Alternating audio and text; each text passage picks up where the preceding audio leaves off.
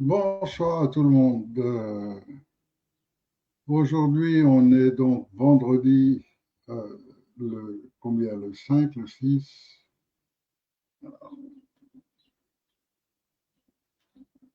Oui, le 5 ou le 6. Et on va un petit peu faire le point sur cette réunion qu'on a eue il y a juste une semaine, c'était samedi dernier. Et on a eu de la chance, ça s'est bien passé, la police n'est pas intervenue, on n'a pas eu de gendarmerie, de police. Les sbires de Macron ne nous sont pas tombés dessus. Et donc, on a pu mener cette opération avec Maître Fortabal abattu. Et surprise, la grande surprise, c'est qu'en fait, les gens qui sont venus, parce qu'il y avait bien sûr des anciens du CNT, mais aussi des personnes qu'on ne connaissait pas, des personnes qui sont venues parce qu'elles étaient informées par les prospectus ou je ne sais pas comment, mais des gens donc qu'on ne connaissait pas et qui s'avèrent être très informés. Et donc ça, c'est un excellent signal. C'est vraiment, ça indique qu'en fait, la population française dans l'ensemble est beaucoup plus informée aujourd'hui qu'il y a 10 ans et que les choses les plus extraordinaires commencent à apparaître. Donc là, vous avez vu que encore un président, parce qu'ils aiment bien les grands mots, le président de l'Institut Montaigne, qui est la référence, qui est le grand ami personnel de Macron, s'est fait prendre à essayer de droguer une fille avec qui il avait envie de passer un moment et à qui il plaisait manifestement pas, donc il avait besoin de lui glisser quelque chose dans son verre et il s'est fait prendre. Et excuse extraordinaire, il n'y a qu'un politicien qui peut faire ça. L'excuse auprès du juge d'avoir essayé de droguer la fille, c'est de dire c'est pas tout à fait de ma faute, c'est parce que je prends 4 grammes de cocaïne par jour et donc je suis pas toujours dans mon état normal. Elle est fabuleuse, l'excuse. Moi, je trouve que tous les dealers qui se font arrêter avec un joint de marijuana, qui se font arrêter sur la route, à qui on retire le permis, qu'on leur pourrit la vie, etc., ils devraient dire, mais c'est pas de ma faute, c'est parce que je prends régulièrement 2 grammes de cocaïne par jour. Et donc, je suis jamais dans mon état vraiment normal. C'est extraordinaire. Et le fait que la justice fonctionne comme ça, c'est ça qui est le plus fabuleux. Et donc, après, se fait violer et tuer, bon, bah, c'est la normalité de la justice, c'est normal. Et puis les pédophiles, eux, bah, on va les protéger, on va continuer à les protéger.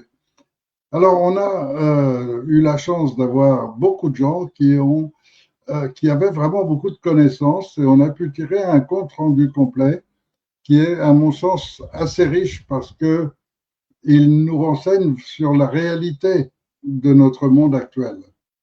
Alors, la réalité de notre monde actuel, et ça ne remonte pas à hier, puisqu'on remonte à l'Antiquité, c'est les adorateurs des cultes de Baal, Moloch, Marduk, qui étaient les cultes des peuplades mésopotamiennes, qui ont donné ensuite ce qu'on appelle le judaïsme, et qui sont restés avec leur concept, l'iconographie, l'adoration de ces figures et des concepts anciens qui étaient ceux du sacrifice humain.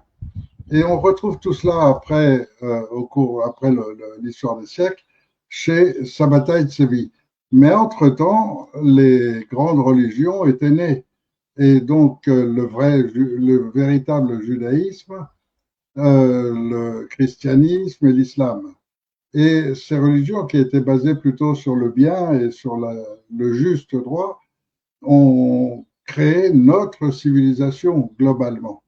Et donc, grâce à cela, on a une conscience du bien et du mal qui s'est forgée au cours des siècles et qui s'est raffermie avec les principes de base de l'humanité qui sont ceux de protéger la famille. Et protéger la famille, c'est revenir à la base même. La base même, c'est que nos enfants, c'est sacré. Et donc, nos enfants, on doit absolument les protéger. C'est notre avenir, c'est le futur de l'humanité.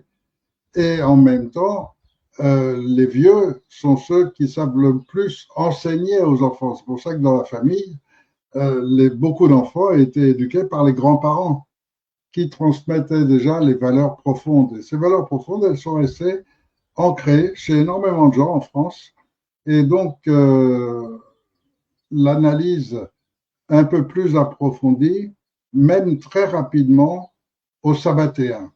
Alors, j'en ai peu parlé tout au cours de ma carrière, on peut dire, parce que effectivement, on n'en parle plus sous forme du franquisme, qui est devenu plus connu, mais l'origine, c'est un type qui s'appelait Sabbatai Tzvi et qui est arrivé quand il a passé l'adolescence, qui s'est dit, je suis Dieu, et donc je suis le nouveau prophète venu sur terre pour conquérir le monde entier.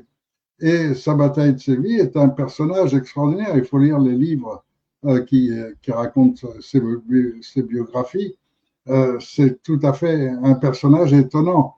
C'est un malade mental, clair, un peu psychopathe, obsédé sexuel, et qui se sert des outils de sa société, c'est-à-dire en l'occurrence le judaïsme, qui était la religion de ses parents.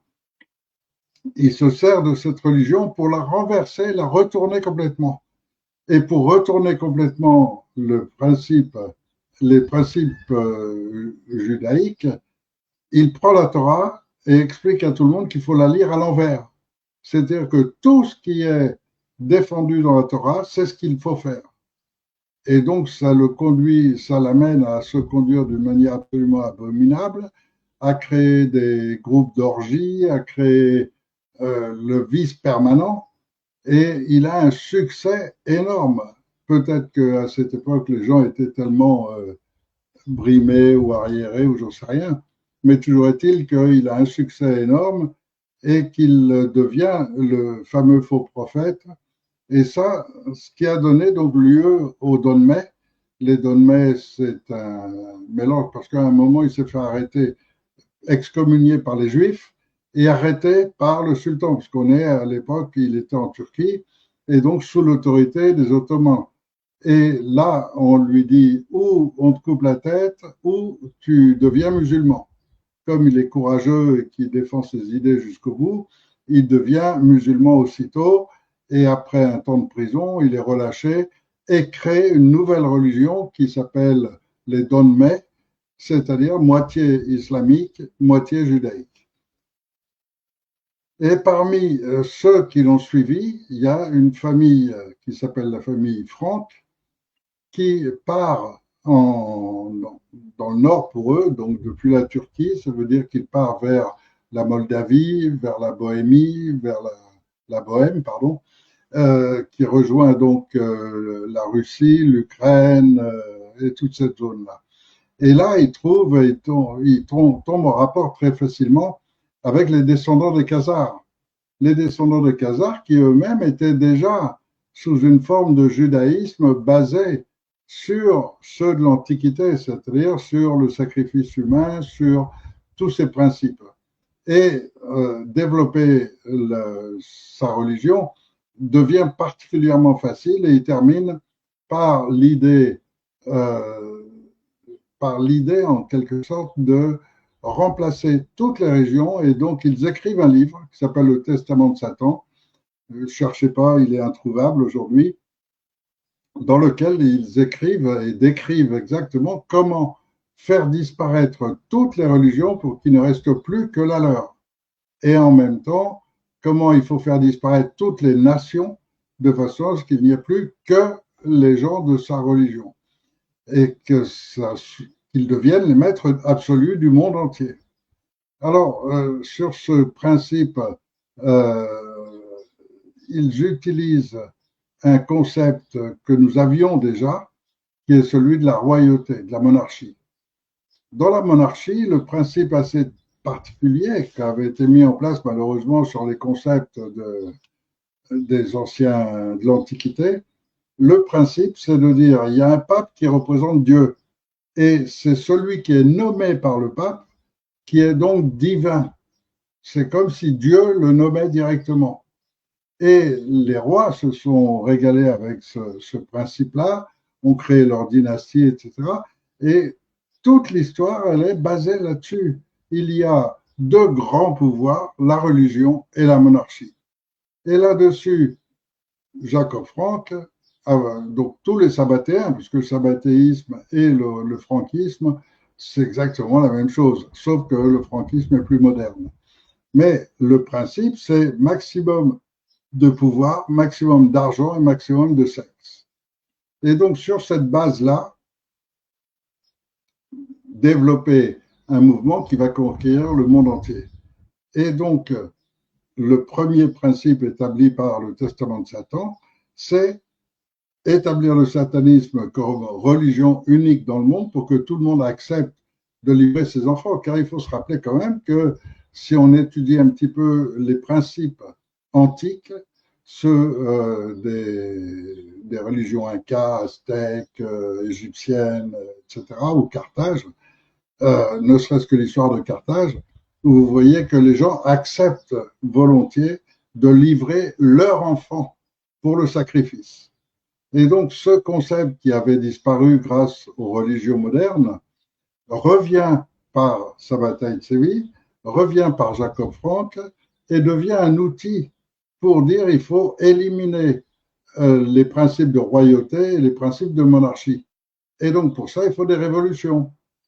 Et donc, première révolution qui se fait aux États-Unis, où la plupart des Sabbatéens avaient émigré, parce qu'un territoire entier à conquérir, des populations faciles à tuer et à exterminer, ça leur a donné un pouvoir immense sur les États-Unis. Et puis, tout de suite après, c'est la France.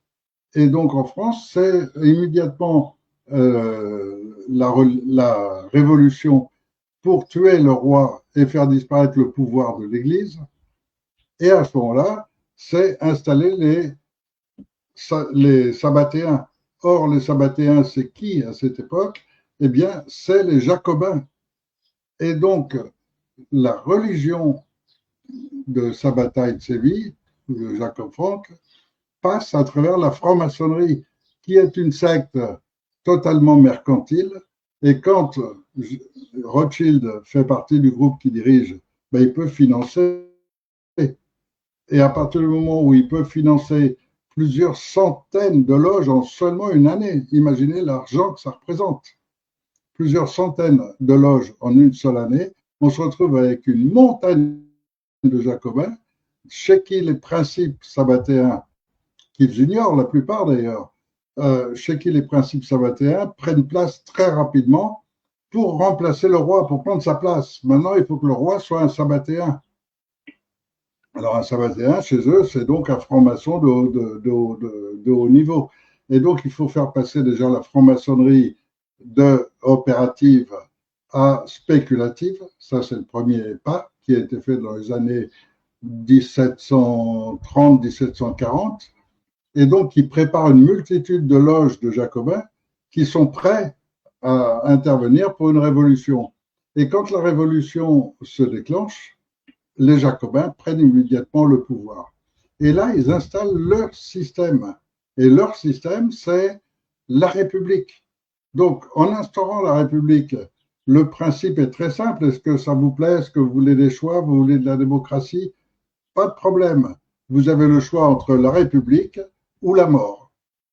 Et de cette façon, effectivement, ils sont très convaincants parce qu'ils parviennent à utiliser les pires criminels du pays, les pires psychopathes, et à en faire une meute qui est prête à tuer à tout va, et le sang coule de tous les côtés. C'est la période qu'on appelle la terreur, grâce à laquelle ils imposent leur première république, qui va jusqu'au génocide des Vendéens.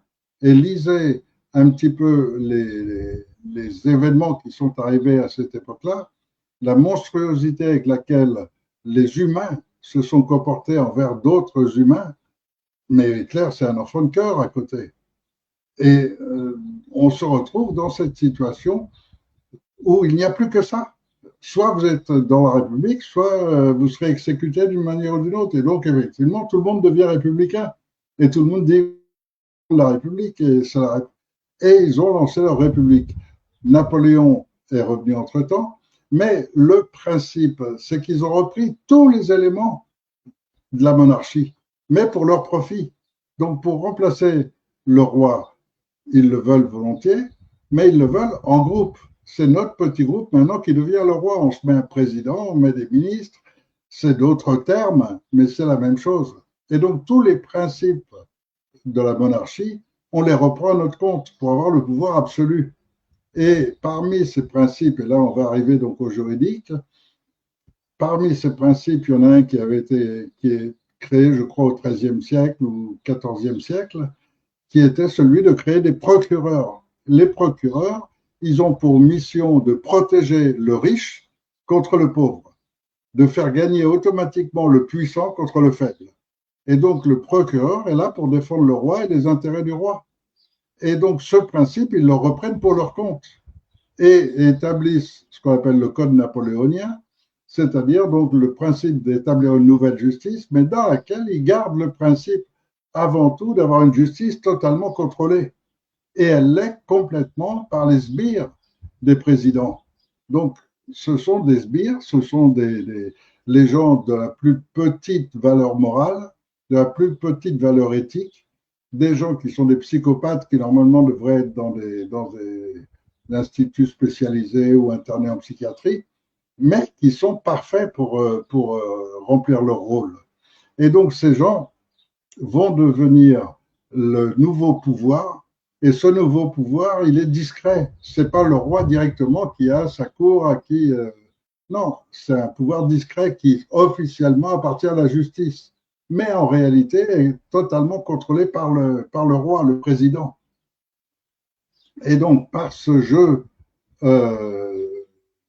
d'écriture, entre guillemets, par ce jeu de présentation, on fait croire aux Français qu'on est enfin en train d'entrer dans une démocratie, que le pouvoir qui a été établi par la Déclaration des droits de l'homme et du citoyen, il a clairement été établi que c'était le pouvoir du peuple.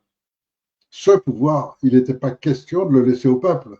Donc, les Jacobins s'instaurent les représentants du peuple, qui n'ont jamais représenté, et établissent les règles par lesquelles le peuple est sûr d'être complètement enfermé, interné, obligé d'être silencé. Il ne peut plus s'exprimer, il n'a rien à dire, il doit juste obéir. C'est le principe des républiques. Et donc Napoléon remet ça en place. Après, on arrive à passer la Troisième République, où ces principes restent assez vagues. Et heureusement, on arrive à la Quatrième République, où là, on reconnaît à nouveau la Déclaration des droits de l'homme et du citoyen. Mais là, elle n'est toujours pas entrée dans le système juridique. Et donc, aujourd'hui, un avocat, enfin, à cette époque-là, un avocat ne pouvait pas faire appel à cette Déclaration des droits de l'homme en disant, là, vous avez cet article, mais cet article contredit la Déclaration des droits de l'homme et du citoyen. Donc, votre article ne vaut rien. Il ne pouvait pas le faire. Il ne pouvait pas se servir de cette Déclaration des droits de l'homme qui n'avait aucun pouvoir. C'était considéré comme une pensée philosophique, comme une réflexion générale sur le genre humain. Pas plus que ça. Et c'est en 1971, donc c'est pas vieux. Beaucoup d'entre vous sont des gens qui ont vécu déjà et qui sont nés avant 71, donc qui ont vécu cette période qui est restée complètement silencieuse parce qu'encore une fois, les médias sont contrôlés par les hauts dirigeants. Et donc ça, il ne fallait pas donner publicité, il ne faut pas que ça se sache trop. Mais des avocats et des juristes intègres ont réussi en 1971 à imposer que cette Déclaration des droits de l'homme et du citoyen soit au plus haut niveau de la juridiction française. C'est-à-dire que la nation française existe grâce à cette Déclaration des droits de l'homme et du citoyen, ce qui est vrai de toute façon, puisque sans elle, il n'y aurait jamais eu la Révolution ni tout ce qui s'est passé. Et donc, cette Déclaration des droits de l'homme et du citoyen, qui date de 1789, a été remise en 1971 au sommet absolu du système judiciaire. Ça, c'est le premier grand mouvement dont je me suis servi, qui est pour moi la référence normale, parce que Depuis petit, mes parents m'avaient toujours influencé à me faire croire que la France, c'est le pays des droits de l'homme, que le monde entier a cru que la France, c'était le pays des droits de l'homme, et c'était vrai philosophiquement, mais ce n'était pas applicable juridiquement. Donc, depuis 71 que c'est applicable juridiquement, aujourd'hui, tout le monde est en droit de se référencer de ces droits de l'homme et de dire article tant le droit à la liberté, à la propriété, à la sûreté. Ce sont des droits sacrés, inviolables, inaliénables. Tout le monde est en droit aujourd'hui de s'en servir. Et là, les juges sont perdus parce que c'est pas leur formation. Et en plus de ça, eux sont éduqués par les écoles de magistrature à vouloir négliger les droits de l'homme. Et donc, quand vous dites mon droit absolu, sacré et inaliénable est atteint par votre obligation de porter des masques, votre obligation de séparer nos enfants des autres, votre obligation de vacciner nos enfants, tout ça sont des droits totalement illégaux, uniquement grâce à notre déclaration des droits de l'homme. C'est pour nous une protection absolue. Et donc, il y a un combat permanent entre le gouvernement et sa République contre les droits de l'homme, car la République est à l'opposé des droits de l'homme. Alors, ils ont été malins. Ils ont commencé à créer des partis de façon à dire la République, c'est de la démocratie. Et faire croire aux gens, vous voyez, vous avez des gens à gauche, vous avez des gens à droite. Ce que vous ne savez pas, c'est qu'en réalité, c'est tout le même monde. Et c'est tous ces gens qui sont les psychopathes, des gens qui n'ont aucune limite et qui veulent à tout prix prendre de l'argent et du sexe. Et ça a toujours été les bases de la République, grâce à la corruption. Car grâce à l'argent, vous pouvez tout acheter.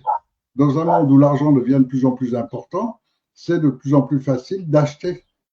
Et donc, il faut avoir de l'argent à volonté, donc en avoir le plus possible, et ensuite, on peut tout s'acheter. Acheter un juge, c'est rien. Vous payez un juge pour être tranquille parce que vous avez été pris pour un truc grave. Combien de pédophiles sont en liberté aujourd'hui simplement parce qu'ils ont su payer? Et donc, vous avez ce monde aujourd'hui qui se développe de manière accentuée lorsque ce sont les grands patrons des Sabbatéens, ceux de cette secte secrète qui reste dans les limbes, qui reste presque inconnue de tout le monde, les grands patrons donc, qui agissent à travers leurs propres institutions, qu'ils ont appelées américaines ou internationales, mais qui sont essentiellement la trilatérale, le CFR, le Club Bilderberg. Et là, vous allez retrouver les rois et les descendants des rois, vous allez retrouver tous ceux qui sont partis sur ce principe de divinité, où eux se considèrent comme divins et que les humains, nous sommes la masse humaine, et quand ils décident dans les années 50 qu'il faut éliminer les excès de cette masse humaine, eux n'ont aucune limite. Donc, les guerres mondiales, ensuite le Guy de Stone, qui est l'érection d'un monument gigantesque pour annoncer le futur de l'humanité sera de réduire la population à seulement 5% de l'ensemble de la population, donc sur 7 milliards, ça veut dire qu'il ne reste plus que 500 millions au moment où ils ont écrit ce texte. Ils voulaient réduire toute la population mondiale à seulement 500 millions. Et entre-temps, les technologies pour développer les robots, pour développer l'intelligence artificielle, etc., pour pouvoir dominer totalement le monde juste avec un ordinateur et quelques boutons. Et ce que beaucoup de gens n'ont pas compris, c'est que l'intelligence artificielle n'existe pas, elle ne peut pas exister.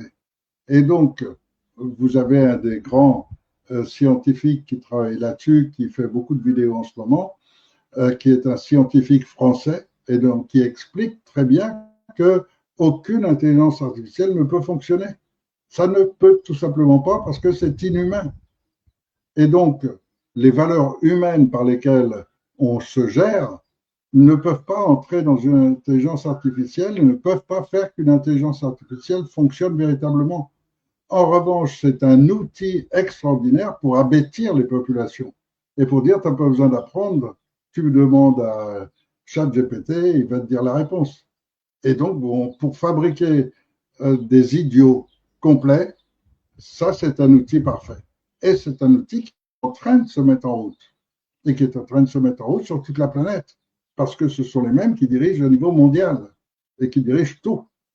Tout, c'est-à-dire qui contrôlent l'argent, la robotique, le numérique, etc. Et là, quand je fais cette vidéo aujourd'hui, c'est pour vous dire qu'il y a un point de non-retour. Un point de non-retour, c'est le point précis, le moment précis où la machine élancée ne peut plus s'arrêter, ne peut plus être arrêtée. Et ce moment précis de la destruction de la France, qui était programmée donc depuis longtemps, parce que la France leur fait peur, ce moment précis, c'est le mois de septembre prochain, avec la facturation électronique. Un outil pour faire disparaître l'argent en espèces et en même temps un outil qui va permettre de développer complètement les identifications numériques. Et donc là, ça va permettre d'avoir les gens gentils et stables et qui suivent bien le gouvernement et qui vont se ranger dans une petite case dans les partis politiques, etc., qui ne remet pas en cause la République elle-même et qui acceptent d'être esclaves. Alors ceux-là, ils sont gentils, on va les garder. Et puis vous avez tous ceux qui dérangent, comme celui qui a traité Macron de poudré, comme celui qui a traité Macron de kékérose, comme bon, et il y en a plein sur les réseaux sociaux. Tous ceux-là sont notés, fichés, et ceux-là vont disparaître. Alors quand ils sont assez âgés, on les fera disparaître par l'âge et par la pauvreté, en limitant tous leurs moyens et en les empêchant de s'exprimer. Et d'autres vont se retrouver complètement écartés par des maladies, par tous les outils qu'ils ont mis en route. Rendez-vous compte qu'il y a 6 ans de cela, ils ont lancé un programme de génocide aujourd'hui reconnu par tous les instituts scientifiques de la planète. Dans tous les pays du monde, c'est établi clairement qu'il s'agissait d'un génocide mondial, que c'est un programme d'empoisonnement et surtout de limitation, de reproduction de l'humain, valable autant pour les hommes que pour les femmes, on stérilise les deux. Et ça, c'était le programme Covid. Et ce programme Covid destiné à faire disparaître les prochaines générations, empêcher qu'elles naissent, grâce à la stérilisation, on est en plein dedans et c'est un programme reconnu comme étant un programme purement créé par les Sabbatéens dans les instituts militaires américains. A priori, selon beaucoup, ce serait DARPA qui aurait géré ça. Et donc, c'est clair, 6 ans après, c'est reconnu. Et en plus d'être reconnu par tous les instituts scientifiques, c'est aussi démontré par la réalité. Regardez le nombre de morts, regardez le nombre de gens handicapés pour la vie, regardez les naissances actuellement, le pourcentage d'autistes, le pourcentage d'enfants anormaux, etc.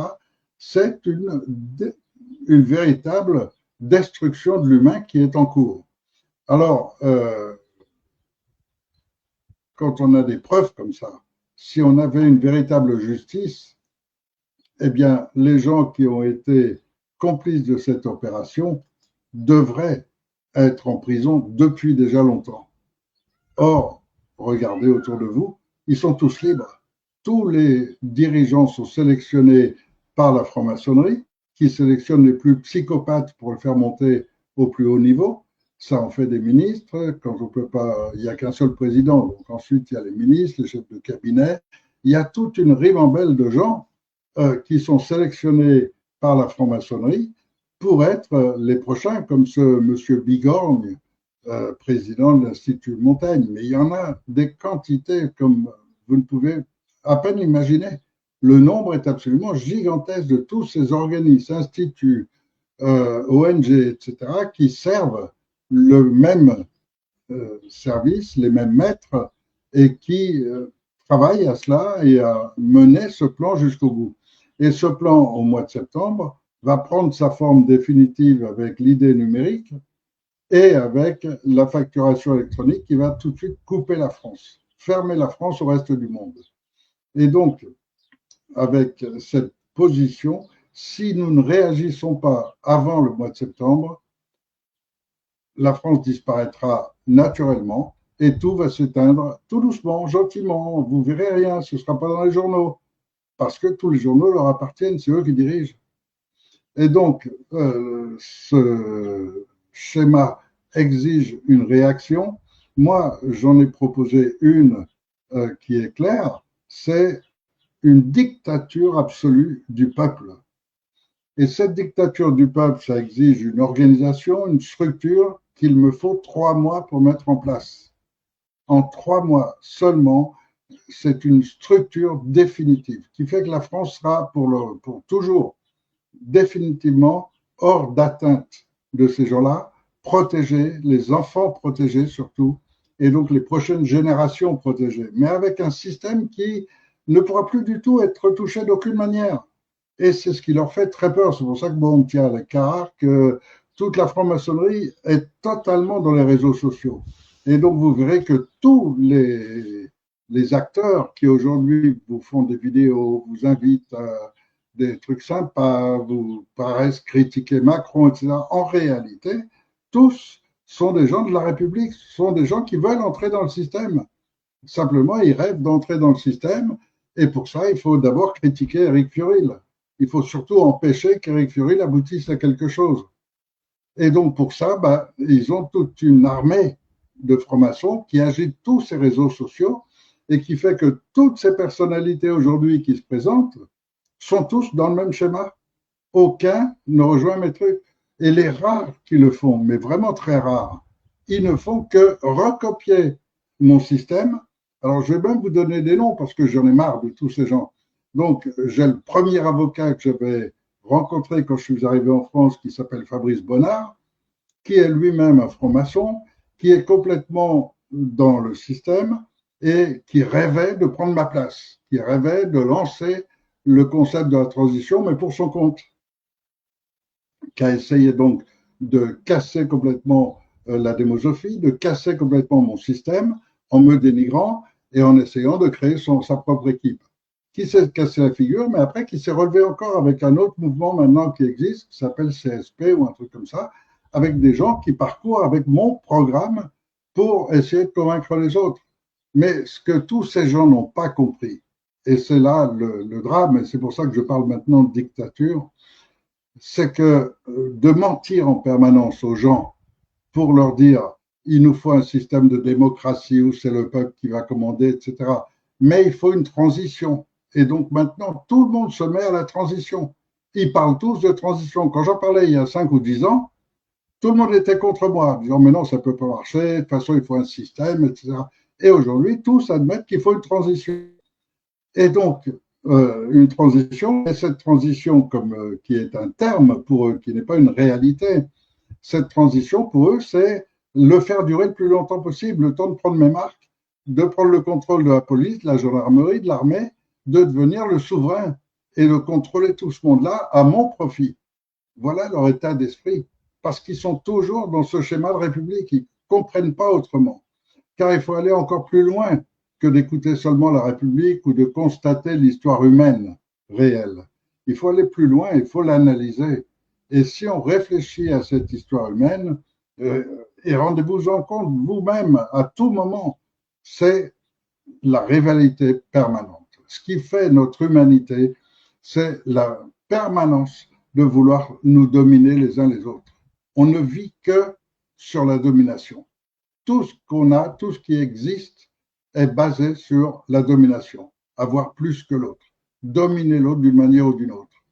Et ça, c'est le principe qui nous détruit, qui fait que, quoi qu'on fasse, on ne pourra jamais empêcher qu'il y ait des sectes qui essayent de prendre le pouvoir, qu'il y en ait d'autres qui veulent passer au-dessus, prendre le pouvoir à leur place, et ainsi de suite, et qu'il y aura toujours cette guerre de pouvoir. Sauf à un moment donné où un système nouveau, complètement différent, met en place les gens qui ont intérêt à la coopération. Et si on remplace la domination par la coopération, on retrouve toute la véritable humanité, la belle humanité, la véritable humanité. Et cette véritable humanité qui est souvent dans les rêves des religieux, des chrétiens, des musulmans, des juifs, de tous ceux qui pratiquent une religion et qui voient la beauté du monde et qui voudraient participer dans le sens de la beauté du monde, qui sont toujours prêts à tendre une main, toujours prêt à aider l'autre, ça c'est la vraie nature.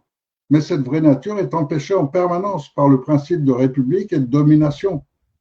Donc, le système que moi j'ai mis au point, qui est donc que j'appelle la démosophie, c'est-à-dire la sagesse du peuple au lieu de la force, eh bien, ce système est un système qui me demande 3 mois pour le mettre en place, pas plus que 3 mois, parce qu'en plus, j'ai pas envie de rester tout le restant de mes jours dans la politique. 3 mois pour que le système soit définitif. Tout simplement parce que tous les hommes retrouvant leur véritable valeur, leur véritable liberté, tous leurs droits et leur possibilité de modifier toujours en coopération avec les autres, c'est une transformation absolument radicale dont personne ne voudra plus jamais se passer. Plus personne ne renoncera à son droit à la liberté pour se remettre entre les mains de quelqu'un qui leur dira quoi faire et qui dirigera leur vie. Et donc, ce concept qui demande que 3 mois pour être mis en place, c'est le concept totalement libérateur qui va nous donner cette nouvelle humanité.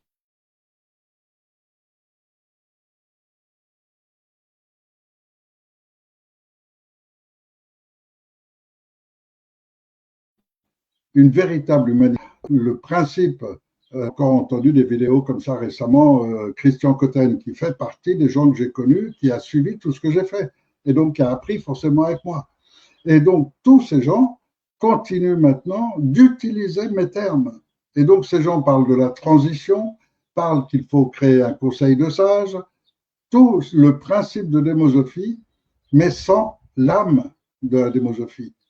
Toujours sans l'âme, sans la vraie pensée, l'authenticité. Et donc, quand vous avez des gens qui continuent à agir, à parler sans la véritable authenticité, d'abord, ils n'arrêtent pas de faire des erreurs. Ensuite, ils vous bernent de A à Z et en permanence. Et si vous n'en avez pas marre d'être berné, il faut accepter une vraie dictature. La vraie dictature, c'est 3 mois pendant lesquels je n'ai aucune de ces personnes qui peut gêner la mise en place.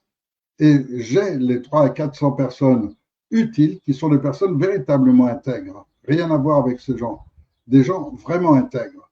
Et ceux-là, ils ne parlent pas de conseil de sages, ils ne parlent pas de la mise en place de la transition, etc.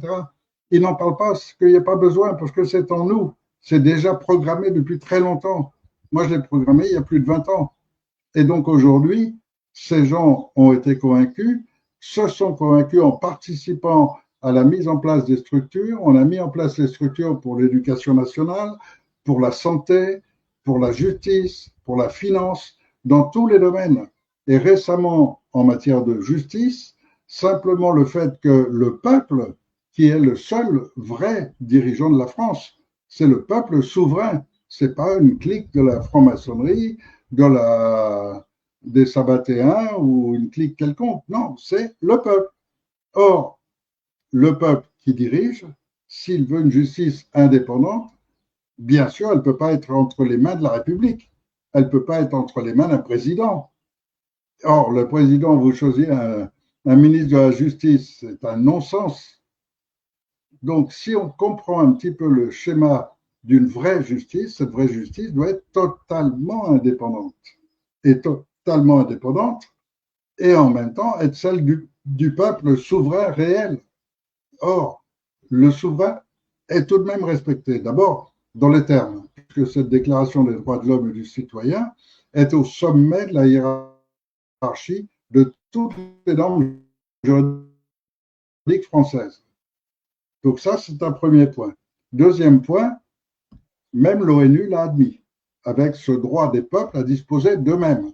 Donc, en tant que peuple souverain qui décide de disposer de lui-même, nous décidons de mettre en place une transition pour, pendant 3 mois, établir un régime totalement nouveau, totalement différent et ayant tous les pouvoirs. C'est pour ça qu'on peut appeler ça une dictature, en tous les cas, pour s'en priver. Parce qu'on a réussi à créer un esprit malsain dans la dictature et à faire que les gens considèrent la dictature assez mal. Non, c'est le terme qui a été employé et qu'on est obligé aujourd'hui de réutiliser pour définir qu'il n'y a rien qui empêche un peuple d'avoir tous les pouvoirs. Et si le peuple a tous les pouvoirs et que ce sont naturellement les gens intègres, désintéressés et capables en même temps, ça donne tout l'opposé des ministres actuels. C'est tout l'opposé du monde actuel. C'est tout l'opposé de ces gens qui basent leur vie sur la cocaïne, le sexe et leur soirée chaîne sexe, je sais pas quoi. C'est leur monde, mais c'est pas le nôtre. C'est pas celui du peuple. Et le peuple, lui, il veut ses enfants à l'abri déjà, la première des choses. Il veut que ses enfants aient une bonne éducation, une bonne instruction, et en même temps qu'ils soient en sûreté. Or, la sûreté, ça fait partie des droits sacrés écrits dans cette déclaration des droits de l'homme. On a tous droit à la propriété, à la liberté et à la sûreté. Et cette sûreté, aujourd'hui, interrogez autour de vous, demandez à une femme, est-ce qu'elle peut sortir en jupe tranquillement le soir dans toutes les villes? Une femme qui va vous dire qu'elle a peur et qu'elle n'osera pas sortir après 9 heures le soir, ou qu'elle sortira toujours en pantalon. On a nié la féminité des femmes, on est en train de détruire la masculinité des hommes et de détruire totalement la race humaine. Or, c'est notre race humaine qui est en danger et qui risque d'être esclavagée complètement au mois de septembre. Donc, si on veut éviter cela, indépendamment du système juridique sur lequel je vais revenir quelques instants, indépendamment du système juridique, je vais lancer une action fin août, juste avant qu'eux déclenchent leurs opérations de facturation électronique, pour essayer de sauver ceux qui veulent encore sauver leur pays, sauver leur nation, sauver leur vie et leurs enfants. Par contre, au niveau juridique, un des gros changements, c'est qu'effectivement, les procureurs. Alors, il faut savoir comment ça fonctionne, parce que beaucoup de gens ne le savent pas. Macron, il y a un mec qui le dérange, il prévient le ministre de la Justice, qui est un copain à lui, qui va immédiatement disposer de tout le réseau des préfets.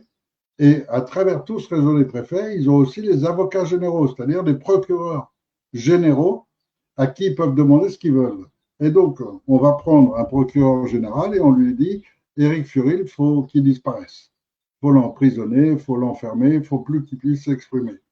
Eh bien, l'avocat général va appeler n'importe lequel des procureurs de France, celui qu'il choisit selon son moment, et il va lui dire, bon, ben voilà, il y a un mec là, il faut le faire disparaître. Et là, on invente une histoire à bracadabrante qui suffit pour le mettre en prison, pour lui retirer toutes ses affaires, pour le ruiner économiquement, pour le mettre à zéro. Quand il est en prison, il n'a absolument plus rien. Plus aucun moyen, plus rien. Et s'il n'y a pas quelqu'un qui a gardé un ordinateur pour lui donner au moins un outil d'existence quand il sort, il n'a plus rien de rien. C'est un anéantissement sociétal complet. C'est ce que j'ai subi après cette arrestation. L'arrestation elle-même, une fantaisie, une véritable fantaisie, ils viennent à 25 hyper armés, tout ça pour m'arrêter.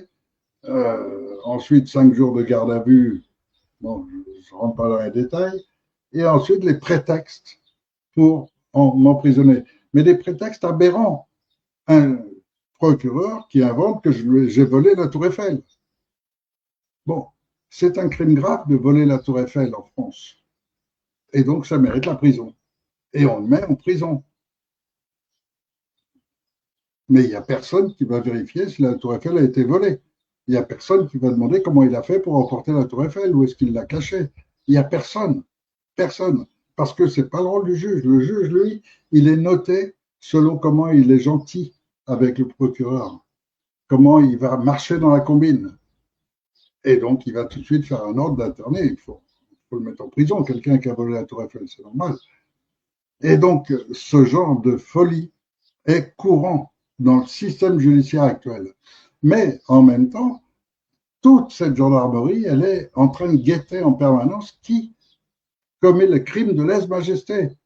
Et donc, tous ces gens qui ont le malheur de sortir un panneau qui laisse chez eux bien visible en mettant j'en ai marre de Macron ou j'en ai marre de la République ou je veux que ça change ou quoi que ce soit, tous ces gens sont enregistrés. Souvent, les flics vont les appeler, passer à la gendarmerie pour qu'on les enregistre, qu'on prenne leurs empreintes, etc. Il faut enregistrer tous ceux qui sont contre le système, qui ont commis le crime de lèse-majesté. Et aujourd'hui, on est dans cette société. J'ai encore eu le cas tout récemment de gens qui ont déposé simplement un prospectus ou qui ont déposé une affiche quelque part dans la nature et qui se retrouvent le lendemain à avoir un coup de fil des flics qui les convoquent.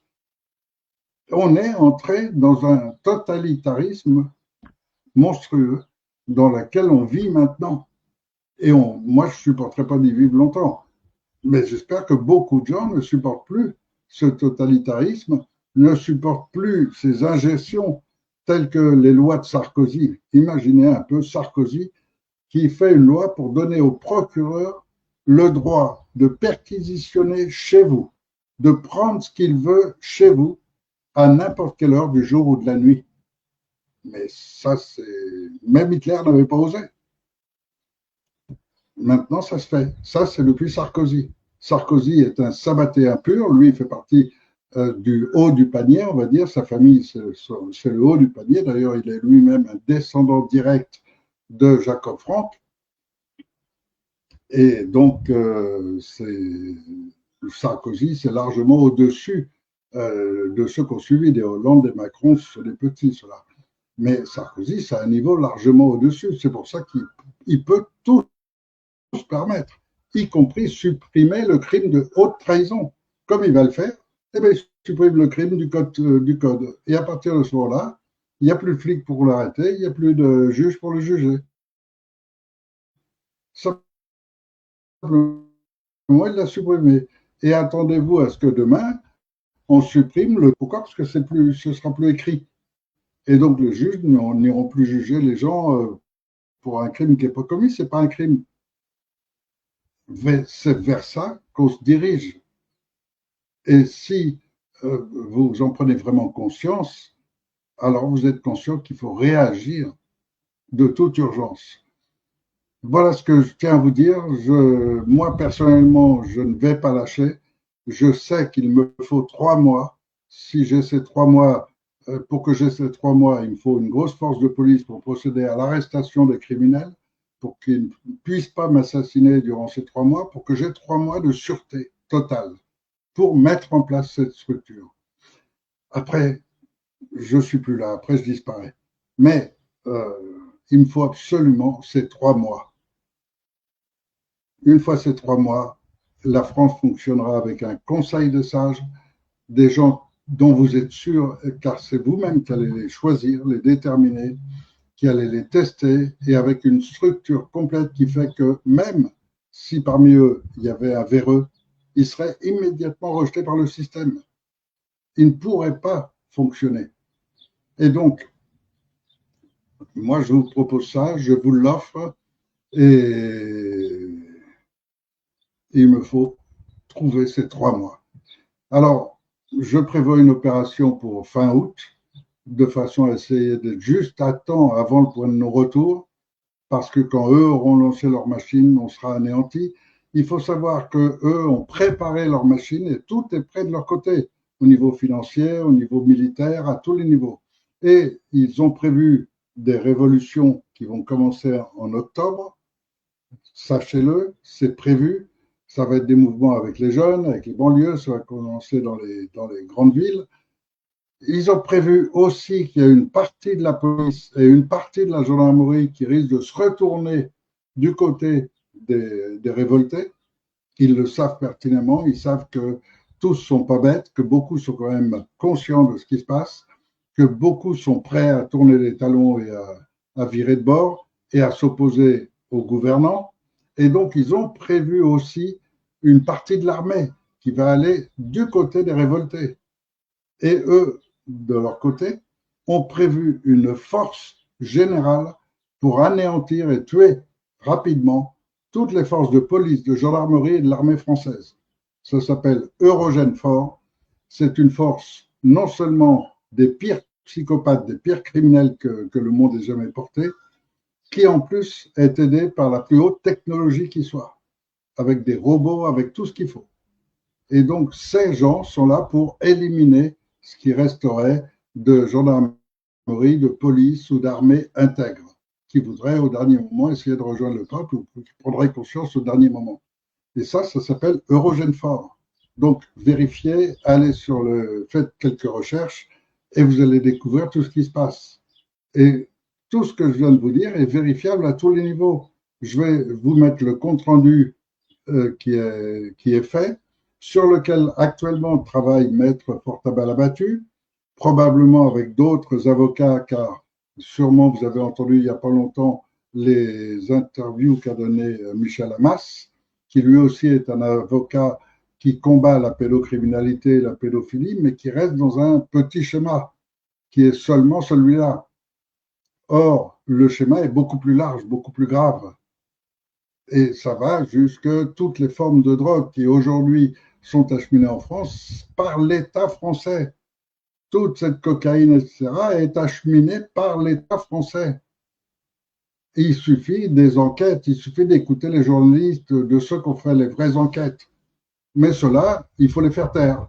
Et donc, soit ils n'apparaissent jamais dans les grands médias ou dans les médias, soit ils ont écrit des bouquins pour raconter tout et on les fait disparaître facilement.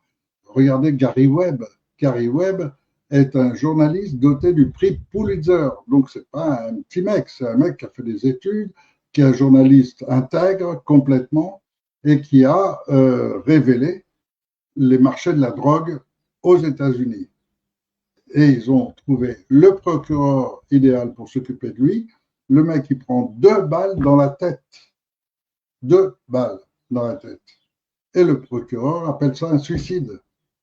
Et des cas comme ça en France, vous en avez des quantités. Vous avez Bérégovoy qui a été assassiné aussi de 2 balles dans la tête. Et des procureurs qui disent qu'il s'est suicidé. Et Coluche s'est suicidé. Et Boulin, et je ne sais combien. Et il y a plein de gens qui se suicident. Mais ça veut dire qu'il y a des armées de criminels, des armées de psychopathes qui peuvent assassiner avec la plus grande facilité. Et on est tous à leur merci. On est tous susceptibles d'être leurs victimes demain. Donc, s'ils ne font rien et si une partie de l'armée ou de la gendarmerie ou de la police intègre décide d'assurer ma protection pendant ces 3 mois, il ne me faut que 3 mois seulement pour la transition. Car une transition ne vaut que si elle est très courte.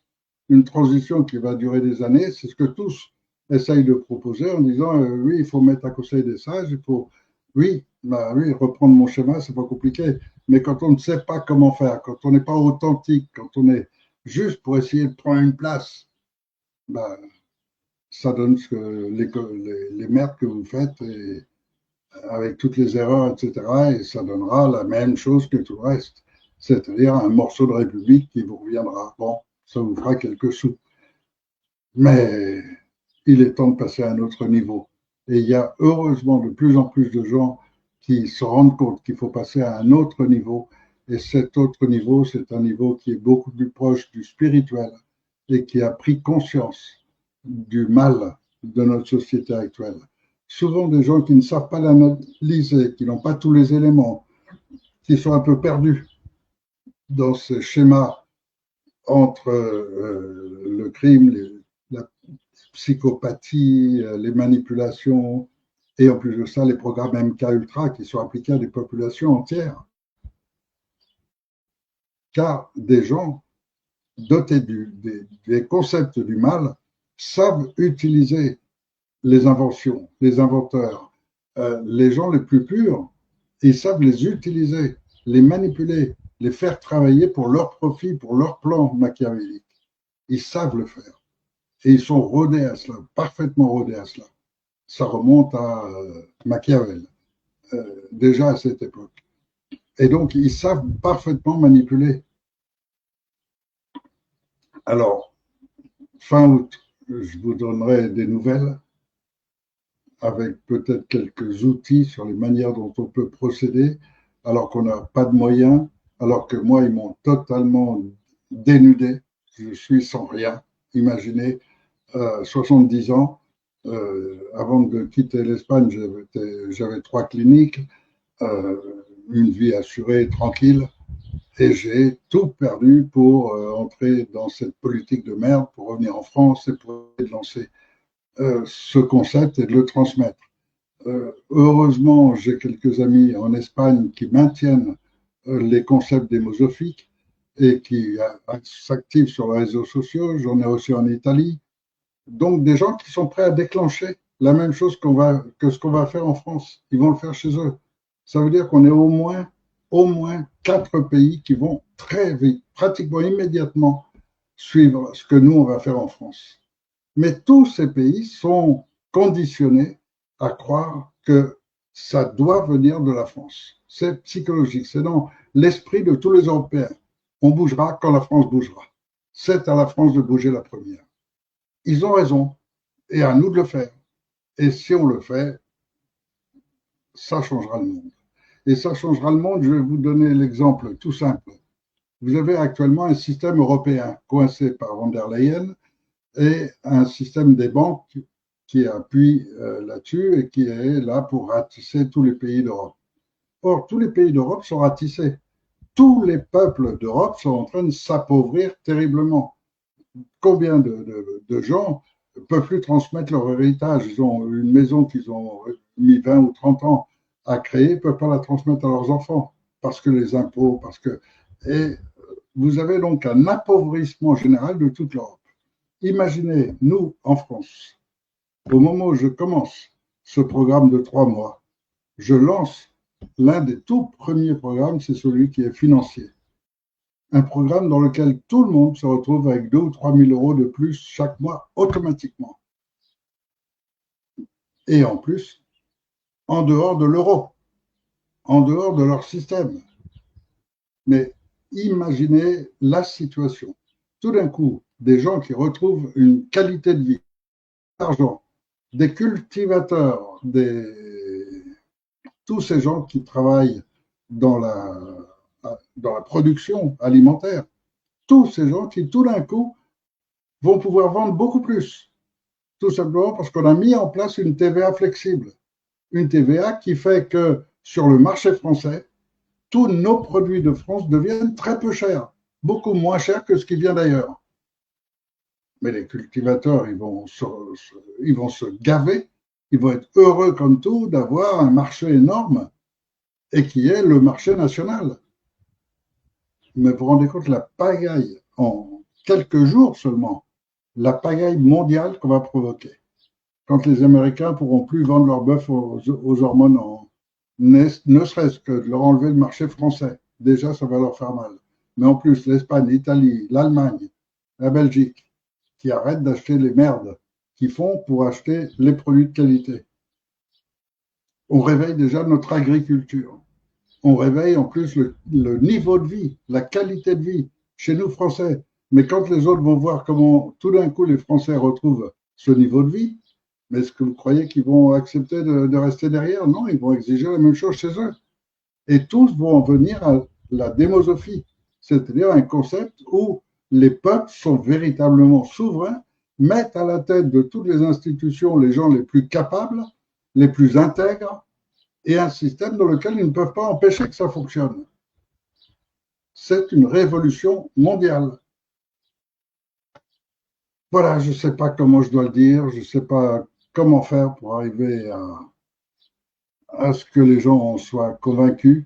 Lisez mon livre, La démosophie, qui est un livre un peu naïf, qu'il n'y avait pas toutes les informations qu'on a aujourd'hui, que j'ai écrit dans les années 1000 ou à la fin des années 1990, mais qui vous montre qui je suis et comment ça fonctionne et comment tout ça est déjà pensé et préparé depuis plus de 20 ans.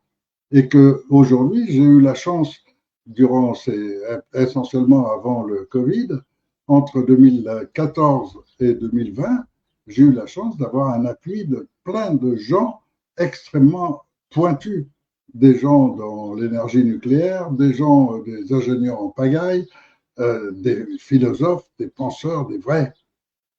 Et tous ont participé à faire évoluer les concepts qui ont tellement évolué que vous lirez déjà les premiers principes de république et de justice tels qu'on les a élaborés.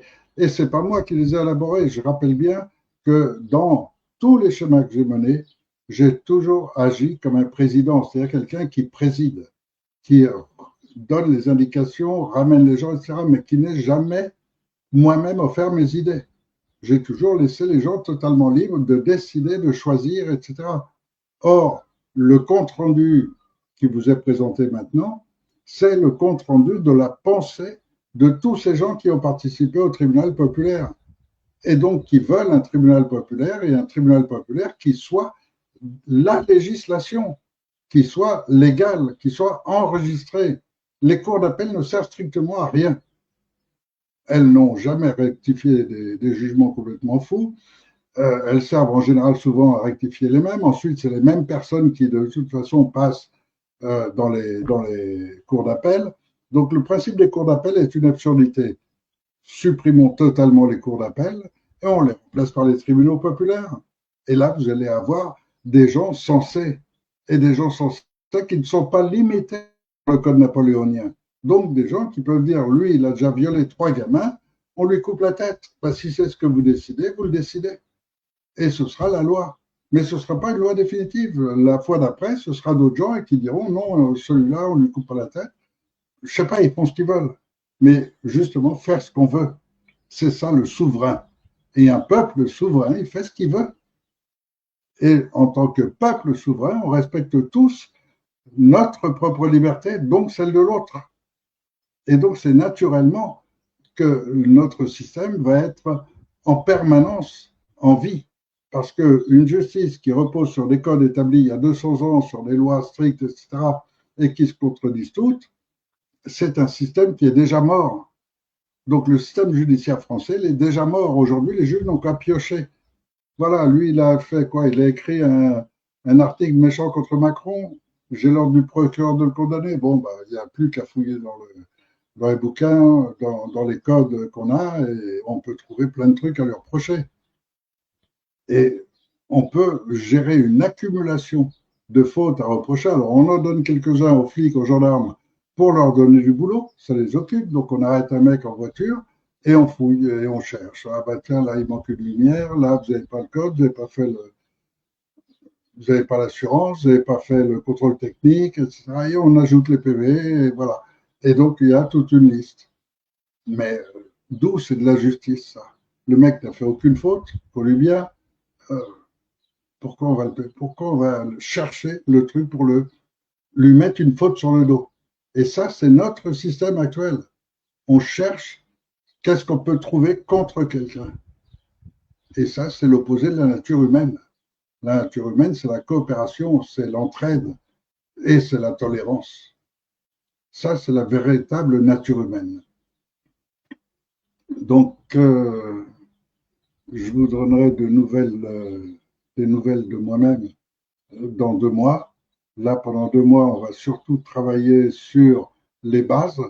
Les bases, c'est le premier compte rendu, donc je vais mettre sous cette vidéo, mais que déjà beaucoup d'entre vous ont déjà connu, ou que je diffuse, ou que d'autres diffuseront sur les réseaux sociaux. Et à travers ce premier code juridique, il reste une multitude de choses à faire, car on ne peut pas, du jour au lendemain, totalement changer toute une institution. On est obligé d'aller point par point. Le premier point essentiel pour protéger nos enfants, c'est virer les procureurs. Virer les procureurs, parmi eux, il y en a quelques-uns qui sont intègres. C'est rare, mais ça arrive. Il y a eu le cas d'Éric de Montgolfier, qui était un procureur intègre. C'est pour ça qu'il a été mis au placard. Mais voilà, vous en avez, ça peut arriver.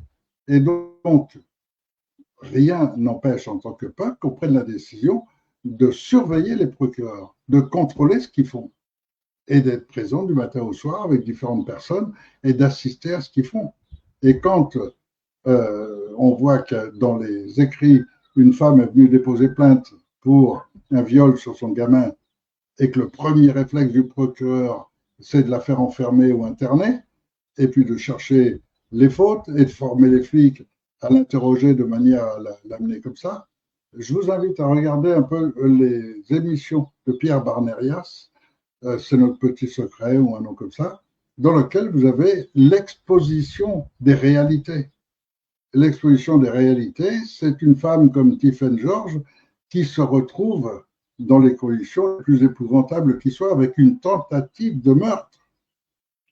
Non seulement on la met en prison sans aucune raison, sans rien, simplement parce qu'elle a dénoncé ce qu'il ne fallait pas. En plus de ça, on a monté en place un système qui la met en danger, mais on la met en prison et on essaye de l'assassiner dans la prison. Écoutez ces vidéos et vous allez découvrir comment fonctionnent les procureurs. Les procureurs, écoutez les vidéos de Séverine et le petit Amaury, écoutez Madjani, ou un nom comme ça, et écoutez ce qui est en train de se passer. C'est une tentative généralisée de massacre des enfants. Et pour cela, ils multiplient les pédophiles. Et pour multiplier les pédophiles, une des règles qu'ils connaissent parfaitement depuis plus de 100 ans, c'est le viol d'enfants. Un enfant violé va répéter à son tour. Et la plupart des pédocriminels aujourd'hui ont été des victimes avant. Et donc, c'est un schéma qui se reproduit et qui se multiplie.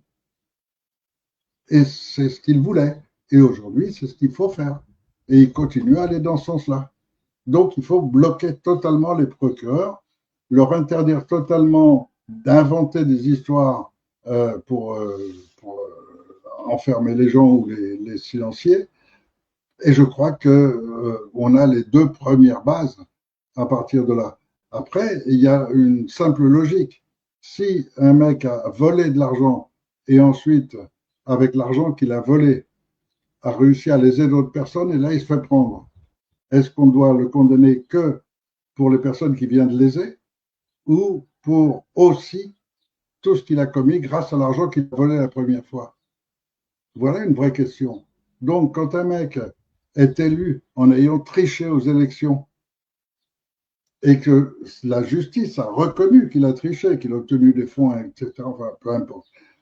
Sarkozy, c'est l'exemple le plus évident. Quand on sait cela, il ne méritait donc pas d'être président. S'il n'avait pas eu ces triches, il n'aurait pas eu le titre. Alors pourquoi est-ce qu'on reconnaît ensuite ce qu'il a fait? Quand il passe une loi, par exemple, de tirer, que la police a le droit de tirer à balles réelles sur des manifestants. Et toutes ces lois aberrantes que Sarkozy a fait, telles que de permettre aux flics de débarquer chez vous à n'importe quelle heure du jour ou de la nuit, de fouiller chez vous et de prendre ce qu'ils veulent chez vous. Tout ça sont des lois totalement aberrantes. Or, c'est Sarkozy qui les a mises en place. Mais de quel droit, puisque normalement, il ne devrait pas être prison? S'il est devenu président, c'est uniquement par la tricherie. Donc pourquoi est-ce que la justice se limite à seulement le condamner pour les vols qu'il a commis ou les manipulations qu'il a fait, mais pas pour toutes les décisions qu'il a prises après, où on lui reconnaît toujours un titre de président? Ce mec n'a jamais été président, pas plus que Hollande ou Macron. Tout ça, c'est le résultat des machines que Sarkozy a voulu mettre en place pour que les votes électroniques soient faciles à trafiquer. Donc, si on pousse jusqu'au bout, la justice doit faire son rôle de vraie justice. Et si le peuple contrôle cette justice, en la contrôlant depuis le haut, il contrôle les cours d'appel, mais en plus, il contrôle le fonctionnement de la justice. Et ça, je l'ai déjà expliqué dans d'autres vidéos, mais c'est ce qui donne le pouvoir au peuple de véritablement contrôler la vie du pays. Et donc, les lois actuelles où un procureur va envoyer des gendarmes chez un cultivateur pour vacciner ses bêtes en douce, pour aller massacrer les troupeaux qu'il a, bon, c'est le monde actuel. Mais ce n'est pas le monde des humains. Et les humains, nous, on ne veut pas ça et on ne veut pas d'une police qui fonctionne comme ça.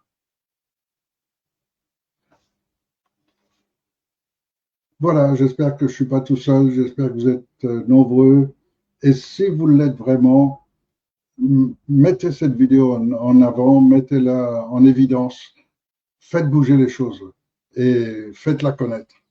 Répercutez-la auprès de gens autour de vous, incitez à ce qu'elle soit répercutée, que tout soit connu, que tout soit posé, et vérifiez tout ce que je mets dans ce compte rendu, parce que j'ai été agréablement surpris de voir que les gens connaissaient le sabbatéisme, connaissaient les manipulations, connaissent le père Régimbald, connaissent Serge Monast. Ils ont déjà lu, déjà étudié, ils ont déjà beaucoup de connaissances. Simplement, ils n'ont pas encore toute la structure et ils n'ont pas toujours l'ordre exact. Et beaucoup ne savent pas remonter jusqu'à l'Antiquité. Mais c'est l'histoire humaine. Et aujourd'hui, c'est l'histoire humaine qu'il faut défendre contre les gens qui sont en train de vouloir la détruire. Alors, ces gens, est-ce qu'ils sont des aliens? Est-ce que là, toutes sortes de réponses, vous les trouvez sur les réseaux sociaux. Euh, mais pour beaucoup, il y a des interventions qui ne sont véritablement pas humaines ou des bactéries qui ont touché certaines personnes. Mais ça, c'est les recherches personnelles et ça fera partie de ce qu'on pourra débattre et chercher ensuite, en disposant d'équipes d'investigation, en disposant des outils utiles pour nos recherches. Donc, bonne soirée à tous et à toutes et un bon week-end qui va être chaud, je crois encore. Et merci de diffuser cette vidéo et de lui donner un peu d'importance. Parce qu'on ne peut pas rester un tout petit groupe, il va falloir qu'on soit nombreux pour la fin août, si on veut avoir une chance de sauver notre pays. Bonsoir à tous.